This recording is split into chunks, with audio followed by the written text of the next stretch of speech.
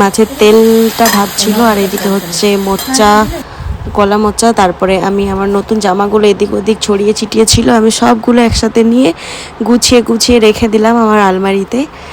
তো আজকের দিনে অনেক আনন্দ হয়, অনেক কিছু রান্না হয় সিজানোর মতো, মানে গোটা সেদ্ধ যেটাকে বলে সেটা হয় শীতকালে। আর আমাদের মনসা পুজো উপলক্ষে আজকের দিনে পান্তা পালা হয়। এদিকে অভি এসে গেছে, অভি আমার জন্য একটা খাতা এনে দিয়েছে। তো এই খাতা বলছি ক্যানভাস প্যালেট, তো এইটাতে না নষ্ট হয়ে গেছে, নষ্ট হয়ে গেছে। তো কি হয়েছে, কোনো রকম ম্যানেজ দিয়ে এত ভালোবেসে এনেছে, শিব বাবাটা এঁকেছি ওর জন্যই, শিব বাবা পছন্দ।